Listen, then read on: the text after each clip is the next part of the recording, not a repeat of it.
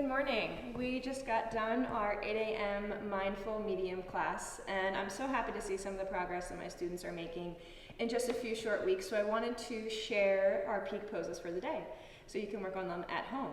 Peak poses today were lizard pose and camel pose. So if you have blocks, I think they're really beneficial for specifically lizard pose, but for both of them. Leave them off to the side to start, and we'll start with lizard pose. You want to be warmed up for these and begin in some type of downward facing dog. So fingers facing forward, hips go high. You can have a bend in the knees if you need to. Inhale, one leg up towards the sky, look forward, bend the elbows, stay low, kick your hand, in between your hands, Once you're there, you're gonna heel toe your foot all the way out to the side of the mat. Step one for lizard is that your foot is parallel to the sides. And then bring your blocks to either a high setting or a low setting in between the foot. And we're gonna start to walk down to the forearms. Ultimately, if forearms are not happening today, you can stay high on the hands. And starting with a knee bent may help you just get comfortable in the right setting with the blocks.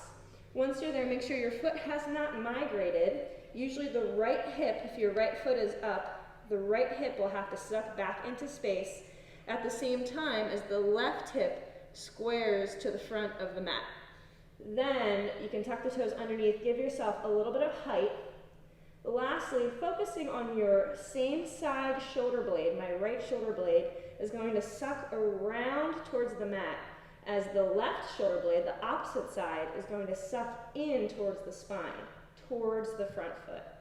And that's going to deepen the torso twist. So maybe you can completely get rid of the blocks.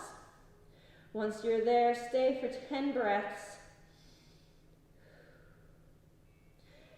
Come out of it just as slowly as you came in, being kind to that top hip and maybe opening it afterwards. And repeat on both sides. For our second peak posture, camel pose, you're going to bring the blocks behind you, high or low setting. Starting up on the knees, I'll start with a high setting for now.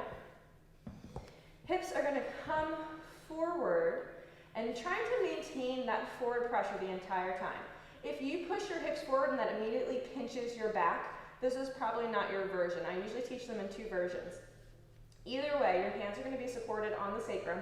Roll the shoulder blades open, proud, tall chest. Tops of the feet are going to push down into the ground as I push my hips forward, forward, forward, forward, until you feel safe enough to let go of one hand to catch the blocks or the heels. If that variation pinches your back, the second variation is keeping everything from the knee to the shoulder in a tall plank, basically. So the only thing moving is the angle of my knees, and I'm bending, bending, bending until the quads start to freak out, then release to either blocks or heels, and lastly, add the forward hip pressure at the end. Breathing into the belly and the chest. Stay for 10 breaths. Coming out of this posture, release one hand, two hands to the sacrum, deeply flex and open the low back into either child's pose or a bind.